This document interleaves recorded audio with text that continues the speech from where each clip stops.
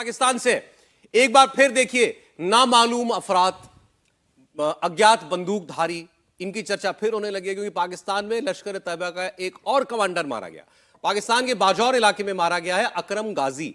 ये लश्कर का जो भर्ती करने वाला सेल है उसका हेड रहा है अकरम गाजी, और इसको भी जैसे कई मामले पहले भी हुए पाकिस्तान में, कहीं और कुछ और मुल्कों में, कुछ व्यक्ति आए उनके पास बंदूक थी और इसको गोलियों से उन्होंने खत्म कर दिया, ये वहीं पर मारा गया। तो पाकिस्तान में एक बार फिर पुलिस जब आती है तो यही कहती है, डायलॉग हो गया है कि नामालूम अफराद ने इनको कत्ल कर दिया।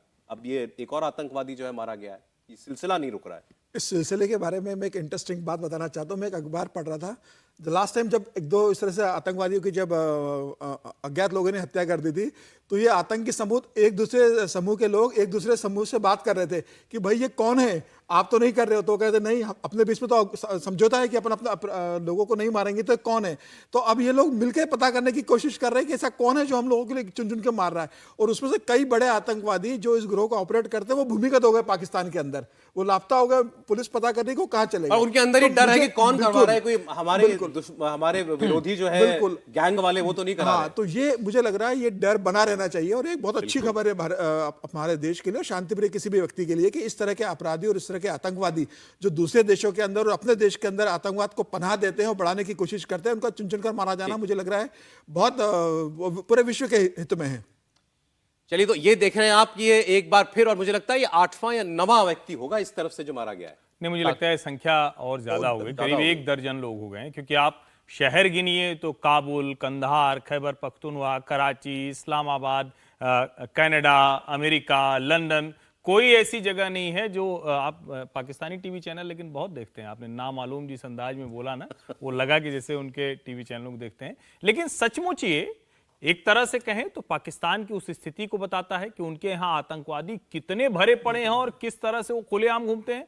अब अगर उनके अंदर डर है तो मैं तो यही कहूंगा कि अच्छा हो आतंकवाद विरोधी लोग बढ़ें, शांति बढ़े, आतंकवादी समाप्त हो, और भारत विरोधी आतंकवादी हो तब तो पहले समाप्त हो। हमारे लिए तो अच्छी खबर है। देखिए, पाकिस्तान की बात चली है इसलिए हम उसका जिक्र यहां कर रहे हैं, वरना जहां हमने चुनावी राज्यों की बात की थी वहां मैं आपको खबर बताता। हेमंत बिस्व शर्मा जो है वो मध्य प्रदेश, छत्तीसगढ़, सभी राज्यों में वो जाकर के प्रचार कर रहे हैं अपनी पार्टी के लिए।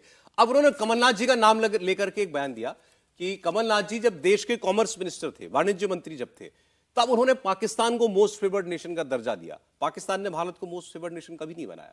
फिर उन्होंने चीन का नाम लिया कि चीन को लेकर के बाजार खोल दिया भारत का कमलनाथ ने, इंपोर्ट ड्यूटी घटा दी, इसलिए भारत के सामान में चीनी गुड्स की, चीनी माल की इतनी बाढ़ हम लोग देख रहे हैं। तो कमलनाथ को घेरने के लिए वो पाकिस्तान का और चीन का नाम ले रहे थे। देखिए, जहाँ तक चीन की बात है पहले वो कर लेते हैं। चीन से भारत के रिश्ते अब जो कुछ बॉर्डर पे हुआ उसके बाद जो है वो ख़राब हुए हैं, वरना जो चीन है वो विश्व की फैक्ट्री माना जाता है।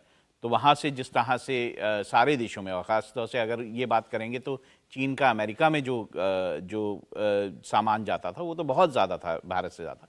तो भारत भी चीन से सामान मंगवाता था और बहुत सारी चीज़ें जो है भारत को चीन से मिलती थी, क्योंकि चाइना में बहुत ज़्यादा जो है वो प्रोडक्शन बहुत सारे सामान का होता था, और सस्ता सामान जो है वो देश जो है हमेशा चाहते हैं। जहाँ तक पाकिस्तान का सवाल है, पाकिस्तान से हमारा ट्रेड रहा है और पहले भी होता रहा है। अब ये डिपेंड करता है कब कैसे रिश्ते हैं उसके ऊपर ट्रेड डिपेंड करता है। और अगर भारत ने एक जेस्चर मोस्ट फेवर नेशन का किया था और पाकिस्तान ने नहीं किया, उसके बाद बहुत सारी स्थितियां बदली हैं, बहुत सारा कुछ बदला है। और उनको तो कमलनाथ को घेरना था, तो उन्होंने कमलनाथ को घेरने के लिए एक पुरानी बात निकाली, पाकिस्तान भी आ जाए जिसमें चीन भी आ जाए। तथ्यात्मक तौर पर ये दोनों बातें हेमंत बिस्व शर्मा की दुरुस्त हैं।